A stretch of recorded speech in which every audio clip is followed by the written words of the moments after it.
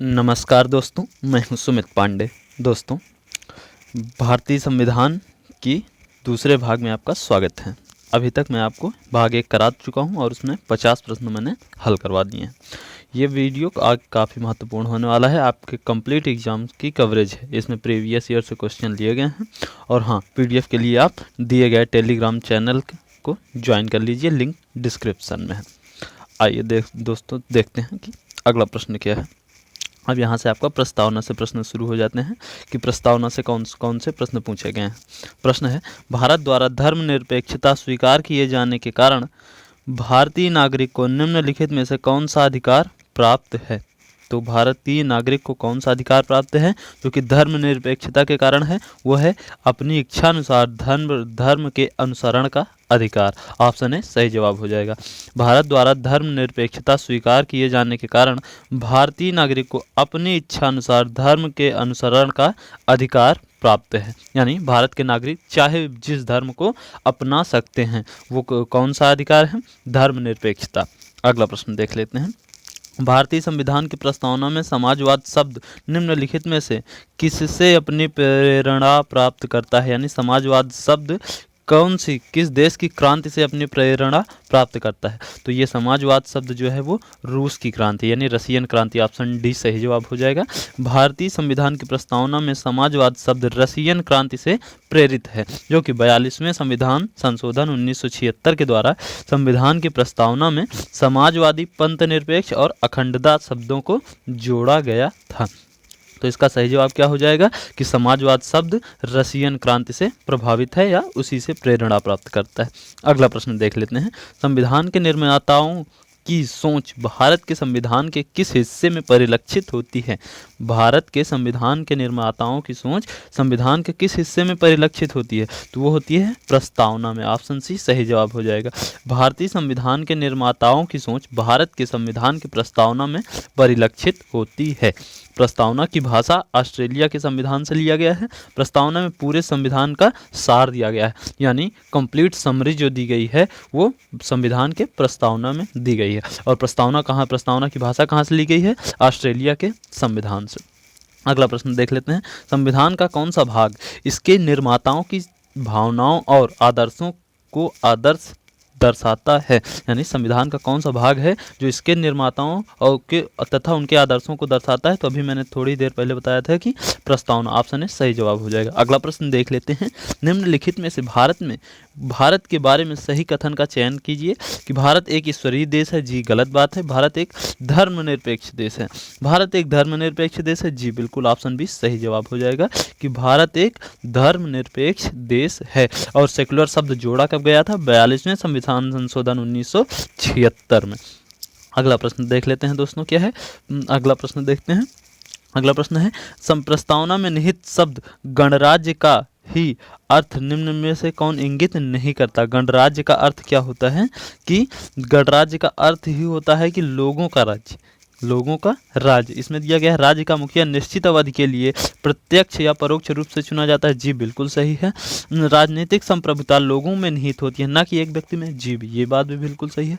किसी भी विशेषाधिकार प्राप्त वर्ग की अनुपस्थिति में सभी सरकारी कार्यालय बिना किसी भेदभाव के नागरिकों के लिए खोले जाते हैं। जी बिल्कुल सही है। लेकिन देश के सर्वोच्च पद पर जहाँ राष्ट्राध्यक्ष एक वंशानुगत राजा होता है। जी ये बात बिल्कुल गलत है और यही हमारा सही जवाब हो जाएगा। Option D. गणतंत्र का मतलब होता है कि लोगों का अध्यक्ष, ना कि वंशानुगत अध्यक्ष।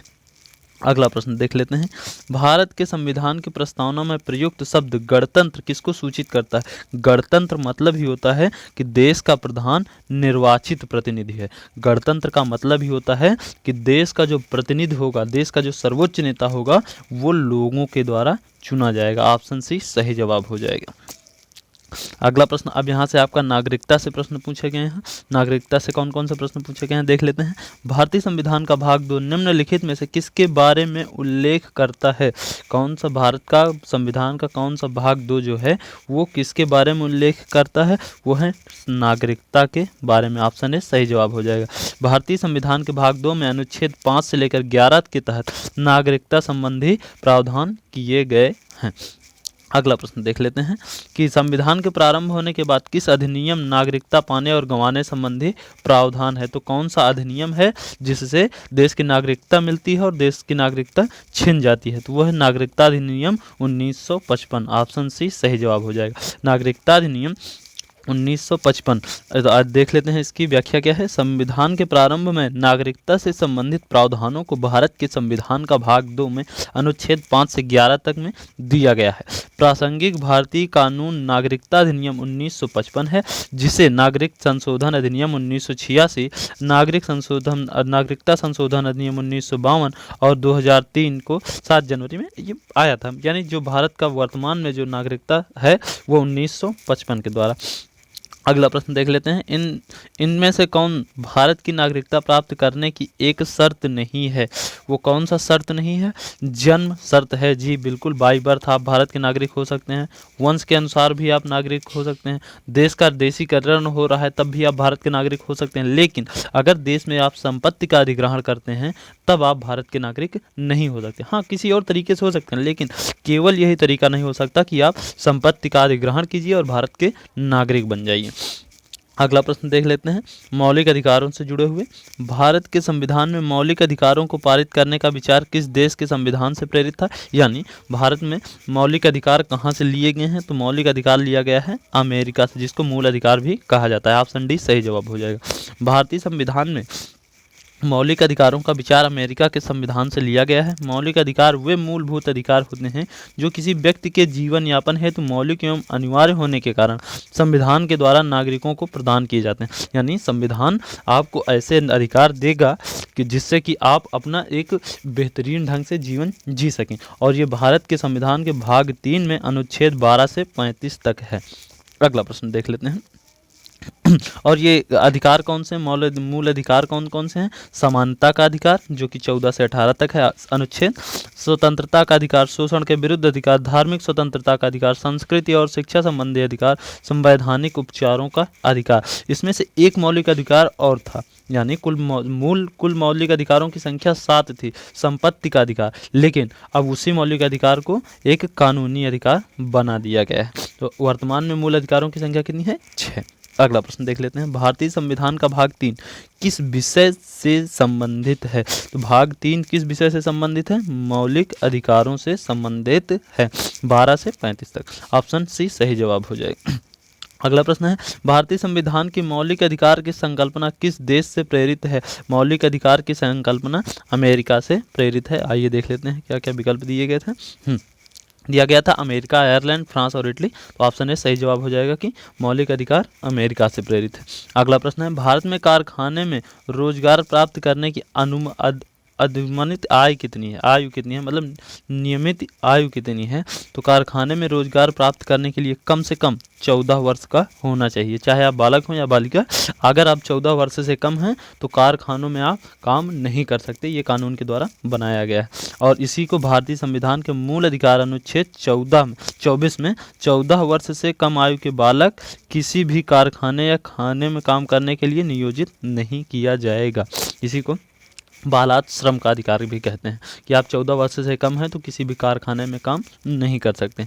अगला प्रश्न देख लेते हैं भारत के संविधान में वर्णित मौलिक अधिकारों में निम्नलिखित में से कौन सा मौलिक अधिकार शामिल नहीं है। कौन सा मौलिक अधिकार शामिल नहीं। अभी मैंने दोस्तों थोड़ी देर ही पहले बताया था कि संपत्ति का अधिकार मूल संविधान में तो मौलिक अधिकार था, लेकिन वर्तमान में संपत्ति का अधिकार मूल अधिकार ना होकर के कानूनी अधिकार हो गया है। यानी इसी को सामान्य विधिक अधिकार भी कहते हैं। तो संपत्ति का अधिकार क्या है। सामान्य विधिक अधिकार। और इसको कब बदला गया था। 44वें संविधान संशोधन 1978 के द्वारा संपत्ति के अधिकार को मौलिक अधिकार की श्रेणी से हटाकर सामान्य विधिक अधिकार बना दिया गया। अगला प्रश्न देख लेते हैं भारतीय संविधान के निम्नलिखित में से किस भाग के तहत गोपनीयता के अधिकार का उल्लेख किया गया है। यानी राइट टू प्राइवेसी, वो कौन सा है। भाग 3। ऑप्शन ए सही जवाब हो जाएगा। राइट टू प्राइवेसी जो है वो भाग 3 में है। भारतीय संविधान के भाग 3 जिसकी मौलिक अधिकार भी है उसी के अनुच्छेद 21 के तहत जीवन के अधिकार तथा निजी स्वतंत्रता के अधिकार के अंतर्गत निजता या गोपनीयता के अधिकार को मौलिक अधिकार माना गया है। अगस्त 2017 2017 में सुप्रीम कोर्ट की 9 जजों की संवैधानिक पीठ ने सर्वसम्मति से राइट टू प्राइवेसी को मौलिक अधिकार घोषित किया था। यानी जो आप अपना निजता का अधिकार है, आप कोई भी चीज़ छिपाना चाहें तो वो छिपा सकते हैं। हाँ, वो निजता कई तरीके की हो सकती है, तो वो कहाँ पर है? भारतीय संविधान के भाग 3 में। और अनुच्छेद कौन सा है? अनुच्छेद 21 में। अगला प्रश्न देख लेते हैं। गोपनीयता का अधिकार भारत के संविधान के निम्नलिखित खंडों में से किस एक का अभिन्न हिस्सा है? तो वो है मौलिक कर्तव्यों का, मौलिक अधिकारों का। ऑप्शन डी सही जवाब हो जाएगा कि गोपनीयता का अधिकार, वही राइट टू प्राइवेसी, ये मौलिक अधिकारों का हिस्सा है जो कि अनुच्छेद 21 में शामिल है। अगला प्रश्न देख लेते हैं। भारतीय संविधान के अनुच्छेद 51A के निम्नलिखित में से किसका उल्लेख किया गया है? 51A, अनुच्छेद 51A में जो है आपके मौलिक कर्तव्यों का उल्लेख किया गया है। ऑप्शन बी सही जवाब हो जाएगा। इसकी व्याख्या देख लेते हैं कि वर्ष 1974 में स्वर्ण सिंह समिति ने भारत के संविधान में मूल कर्तव्यों को जोड़ने की सिफारिश की। अभी तक आप पढ़ रहे थे क्या? मूल अधिकार, और अनुच्छेद 51A में जो है वो मूल कर्तव्य दिए गए हैं, और ये भाग 4 का में है। तो कब दिया गया था? कि स्वर्ण सिंह समिति ने भारत के संविधान में मूल कर्तव्यों को जोड़ने की सिफारिश की थी, और 42वें संविधान संशोधन अधिनियम के द्वारा भाग 4 का के अनुच्छेद 51 का के तहत मूल कर्तव्य शीर्षक से 10 मूल कर्तव्यों को जोड़ा गया था, और वर्तमान में मूल कर्तव्यों की संख्या कितनी है? 11 है। अगला प्रश्न देख लेते हैं। भारतीय संविधान का कौन सा भाग राज्यों को बच्चों, महिलाओं, अनुसूचित जातियों और अनुसूचित जनजातियों के लिए विशेष प्रावधान बनाने का अधिकार देता है? तो अनुसूचित जातियों और अनुसूचित जनजातियों के लिए विशेष प्रावधान वो कौन से भाग में है? 3 में, भाग 3। ऑप्शन ए सही जवाब हो जाएगा। भारतीय संविधान के भाग 3 के अनुच्छेद 15(3) के अनुसार राज्य के स्त्रियों तथा बालकों के लिए विशेष उपबंध की शक्ति देता है। यानी राज्य जो है अपने राज्य यहाँ से मतलब होता है कोई एक विशेष राज्य नहीं, भारत का जैसे राज्य उत्तर यूपी राज्य, पंजाब राज्य, ये नहीं। राज्य मतलब यहाँ पर देश की संकल्पना की गई। तो राज्य मतलब भारत का देश अपने देश के नागरिकों में महिलाओं तथा बच्चों के लिए विशेष प्रकार के उपबंध कर सकता है। अगला प्रश्न देख लेते हैं। भारत के किस वर्ष शिक्षा का अधिकार अधिनियम यानी राइट टू एजुकेशन लागू किया गया था? तो राइट टू एजुकेशन 2009 में लागू किया गया था। ऑप्शन बी सही जवाब हो जाएगा। भारत में शिक्षा का अधिकार अधिनियम 2009 में पारित हुआ था। 1 अप्रैल 2010 से पूरे देश में लागू हो गया था। यानी अधिनियम जो आया था वो 2009 में आया था, लेकिन लागू कब हुआ था? 2010 में। और ये अधिकार क्या था कि 6 से 14 वर्ष के बच्चों को निःशुल्क और अनिवार्य शिक्षा का प्रावधान किया गया था। अगला प्रश्न देख लेते हैं। मूलभूत अधिकारों में से ज़्यादातर हमारे संविधान के किस अनुच्छेद में शामिल किए गए हैं? जो मौलिक अधिकार हैं वो कहाँ से कहाँ तक हैं? अभी तो मैंने आपको बताया था कि भाग 2 में, भाग 3 में 12 से 35। ऑप्शन बी सही जवाब हो जाएगा कि मूलभूत अधिकार संयुक्त राज्य अमेरिका से लिया गया है। इसका वर्णन संविधान के भाग 3 में अनुच्छेद 12 से 35 तक है। मूल संविधान में 7 भाग थे, लेकिन अब वर्तमान में 6 मूल अधिकार ही बचे हैं। अगला प्रश्न देख लेते हैं। निम्नलिखित में से कौन सा विकल्प भारतीय नागरिक का मूलभूत अधिकार नहीं था? मूलभूत अधिकार कौन सा नहीं था? देखिए, समानता का अधिकार था, जीवन जीने का अधिकार था, शोषण के विरुद्ध भी अधिकार था, लेकिन राइट टू प्राइवेसी मूल संविधान में नहीं थी। इसको 2009 में जोड़ा गया था अनुच्छेद 21A के तहत। 2017 में जोड़ा गया था राइट टू प्राइवेसी को, कि ये भी भारत के नागरिकों का एक मूल अधिकार है। अगला प्रश्न देख लेते हैं। भारत में शिक्षा का अधिकार किस वर्ष मौलिक अधिकार में शामिल किया गया था?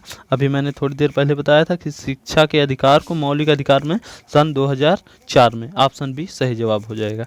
आगे देख लेते हैं कि प्रश्न क्या है। इसका प्रश्न 2004 नहीं 2010 होना चाहिए था। अभी थोड़ी देर पहले ही मैंने ये प्रश्न करवाया था और मुझसे गलत हो गया कि संविधान के दिसंबर 2002 में अनुच्छेद 21A के भाग 3 के माध्यम से 86वें संविधान संशोधन के विधेयक में 6 वर्ष से 14 वर्ष के सभी बच्चों को मुफ्त और अनिवार्य शिक्षा अधिकार को मौलिक अधिकार माना गया था तथा 1 अप्रैल 2010, हाँ ऑप्शन ए सही जवाब होगा उसका, मुझसे गलती हो गई थी दोस्तों। 1 अप्रैल 2014 से जम्मू और कश्मीर राज्य को छोड़कर पूरे भारत में ये लागू हो गया। यानी शिक्षा का अधिकार जो है वो लागू कब हुआ? 1 अप्रैल 2010 से। अगला प्रश्न देख लेते हैं कि भारत के संविधान के अनुसार निम्नलिखित में से कौन सा एक मौलिक अधिकार नहीं है। मौलिक अधिकार नहीं है वो देखिए, स्वतंत्रता का अधिकार है, समानता का अधिकार है, जीवन जीने का अधिकार है, लेकिन देश की रक्षा करना ये मूल अधिकार नहीं है, जबकि ये मूल कर्तव्य है। दोस्तों, भारतीय संविधान के अनुसार देश की रक्षा अधिकार एक मौलिक अधिकार नहीं है, बल्कि एक मौलिक कर्तव्य है। और मौलिक कर्तव्य कहाँ से दिखाए गए हैं? आपका अनुच्छेद 51A में। अगला प्रश्न देख लेते हैं। 4 मूल अधिकारों में से एक का चयन करें जो भारत के नागरिकों और विदेशियों के लिए उपलब्ध होता है। यानी जो भारत का नागरिक है, जो विदेश का भी नागरिक है, उसके दोनों का ये मूल अधिकार होगा। वो कौन सा अधिकार है? देखिए, धर्म, कुल, लिंग, जाति, जन्म स्थान के आदि भेदभाव का निषेध, ये भारत के लिए है, ये भारत के नागरिकों के लिए है। सार्वजनिक रोजगार के विषय में अवसर की समानता, ये भारत के लिए है, अनुच्छेद 16, ये भारत के नागरिकों के लिए है। भाषा, लिपि और अल्पसंख्यकों की संस्कृति का संरक्षण, ये भारत के नागरिकों के लिए है। लेकिन जो धार्मिक मामलों का प्रबंधन करने की स्वतंत्रता है, ये विदेशियों के लिए नहीं है। तो ऑप्शन डी इसका सही जवाब हो जाएगा कि धार्मिक मामलों के प्रबंधन की स्वतंत्रता भारत के नागरिकों और विदेशी नागरिकों दोनों को प्राप्त है। वो जो ऊपर जो 3 थे वो केवल भारत के नागरिकों को प्राप्त थे, अन्य तीनों जो हैं वो भारत के नागरिकों को प्राप्त थे। लेकिन धार्मिक मामलों का प्रबंधन करने की स्वतंत्रता जो है वो विदेशियों को भी प्राप्त है, अनुच्छेद 26 के तहत। यहाँ से आपका मूल अधिकार खत्म होता है। अब यहाँ से आपका शुरू होंगे प्रश्न मूल कर्तव्य, जिसको मौलिक कर्तव्य भी कहा जाता है। अब प्रश्न है, हमारे संविधान के किस अनुच्छेद के अंतर्गत भारतीय नागरिकों के मौलिक कर्तव्यों को समाविष्ट किया गया है? तो वो है 51A, ऑप्शन बी सही जवाब हो जाएगा। मौलिक कर्तव्य मूल संविधान में नहीं थे। 42वें संविधान संशोधन 1976 के द्वारा 10 मौलिक कर्तव्य जोड़े गए। मौलिक कर्तव्यों को भारत ने रूस से ग्रहण किया है, यानी मौलिक कर्तव्य कहाँ से लिए गए हैं? रूस से। किस भाग में है? भाग 4। कौन सा अनुच्छेद? 51A। बस यहाँ तक दोस्तों। अब आपका प्रश्न शुरू हो जाता है। 89वां प्रश्न कौन सा है? भारत के संविधान में कितने मौलिक कर्तव्यों का उल्लेख किया गया है? तो भारत के संविधान में 11 मौलिक कर्तव्यों का उल्लेख किया गया है, ऑप्शन डी सही जवाब हो जाएगा।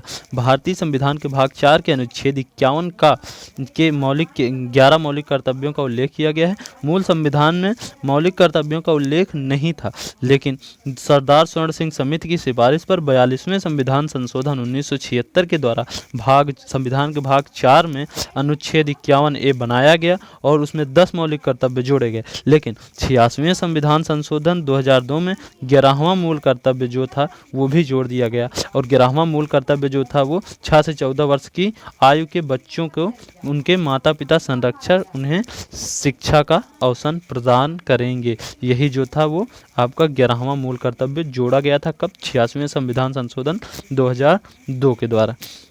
अगला प्रश्न देख लेते हैं। भारत के संविधान में कितने मौलिक कर्तव्यों को प्रतिस्थापित किया गया है? तो 11 मौलिक कर्तव्य हैं, ऑप्शन सी सही जवाब हो जाएगा। मूल जब जोड़ा गया था तब कितने थे? 10, लेकिन 2002 से मूल कर्तव्यों की संख्या कितनी हो गई? 11। अब यहाँ से दोस्तों आपका शुरू हो जाता है नीति निर्देशक तत्व। नीति निर्देशक तत्वों को पढ़ते हैं कि क्या है। डॉक्टर BR अम्बेडकर द्वारा भारतीय संविधान के किस भाग को संविधान की अनोखी विशेषता भी कहा जाता है? तो किस भाग को संविधान की अनोखी विशेषता कहा जाता है? वो राज्य के नीति निर्देशक तत्व, ऑप्शन सी सही जवाब हो जाएगा। राज्य के नीति निर्देशक सिद्धांत को डॉक्टर BR अम्बेडकर द्वारा संविधान की अनोखी विशेषता कहा गया है। इसका वर्णन भाग 4 में के अनुच्छेद 36 से 51 तक है। यह उपबंध आयरलैंड के संविधान से लिया गया है। यानी भारत के संविधान में जो है कि नीति निर्देशक तत्व कहाँ से लिया गया है?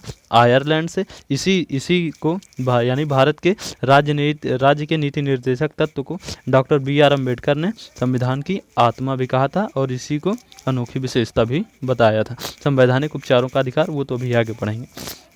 अगला प्रश्न है कि भारत के संविधान के कौन से भाग में नागरिक संहिता के प्रावधानों का उल्लेख किया गया है? तो नागरिक संहिता के प्रावधानों का उल्लेख किसमें किया गया है?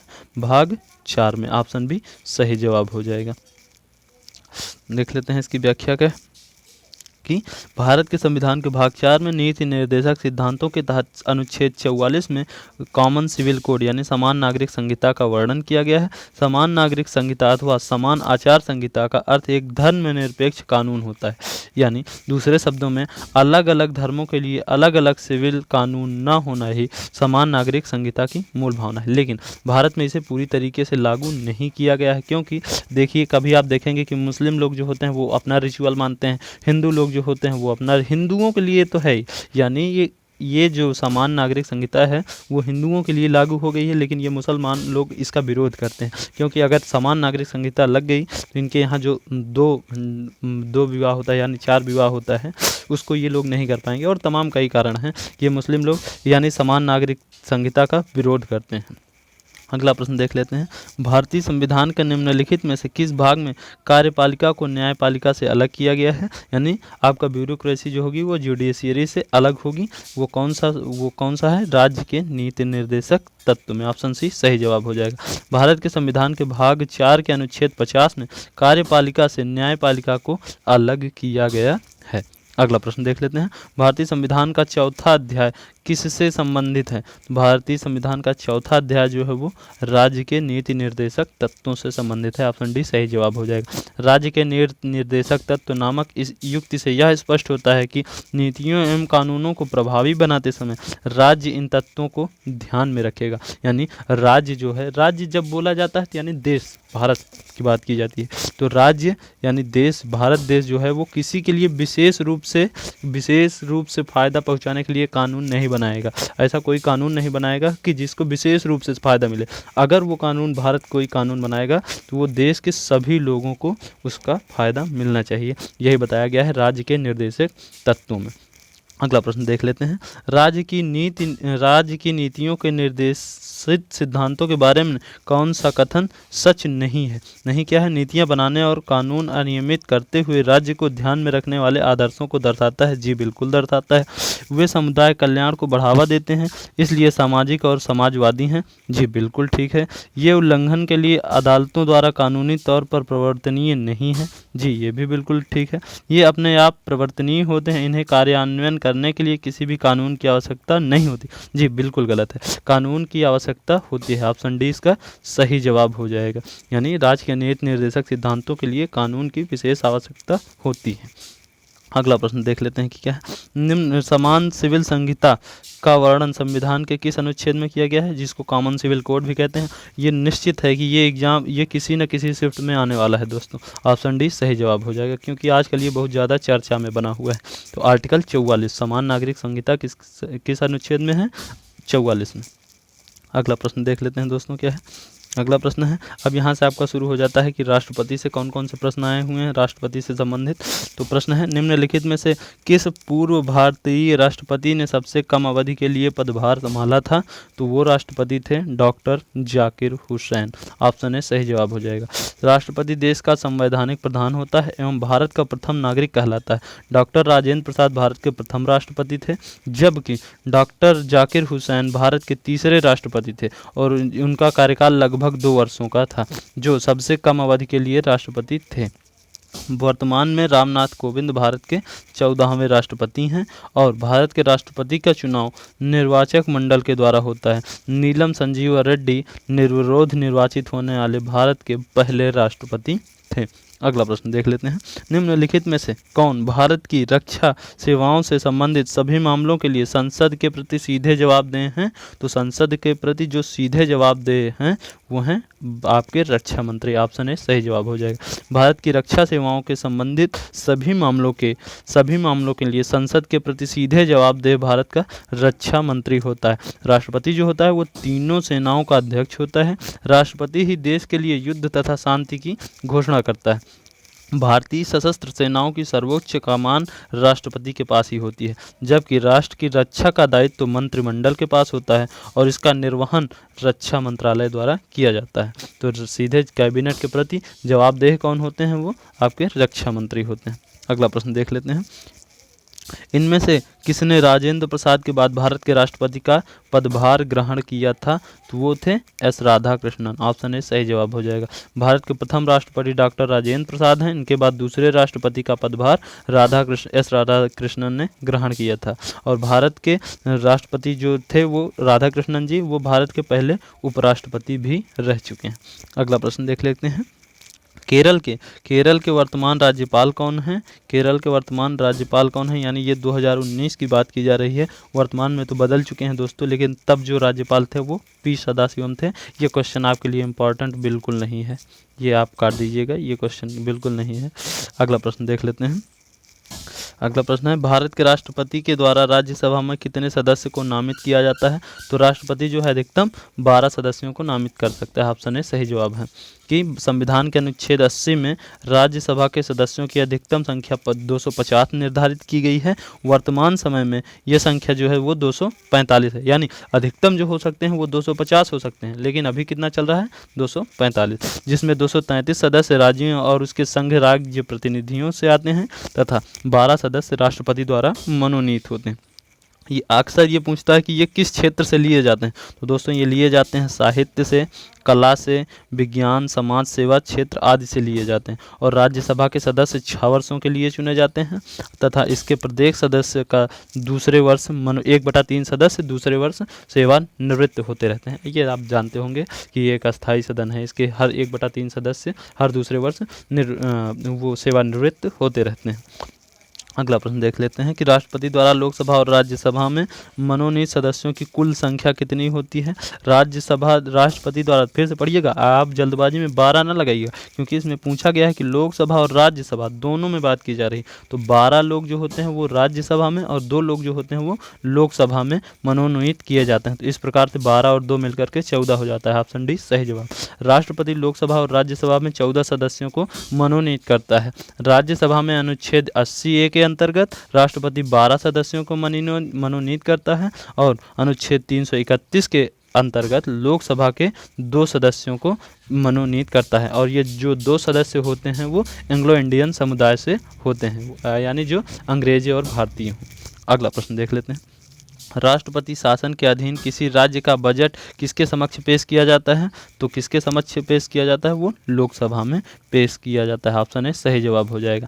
भारतीय संविधान के अनुच्छेद 356 के अंतर्गत राष्ट्र के शासन का प्रावधान है।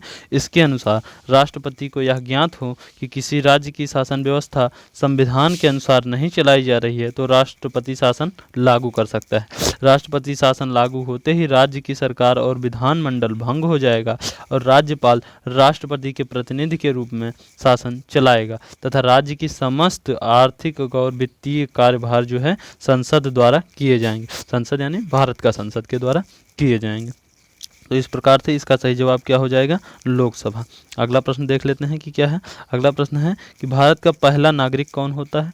तो जो है राष्ट्रपति वही भारत का पहला नागरिक होता है। फर्स्ट सिटीजन इसे ही कहा जाता है। और इंडिया की फर्स्ट लेडी किसको कहा जाता है? राष्ट्रपति की पत्नी को ही फर्स्ट लेडी कहा जाता है। अगर वो महिला प्रधानमंत्री हुई, महिला राष्ट्रपति हुई तो उन्हीं को ही फर्स्ट लेडी कहा जाता है। तो इस प्रकार से भारत का पहला नागरिक कौन होता है? राष्ट्रपति। भारत के राष्ट्रपति राष्ट्र प्रमुख और राष्ट्र के प्रथम नागरिक हैं। भारतीय संविधान के अनुच्छेद 52 में राष्ट्रपति उल्लेखित हैं।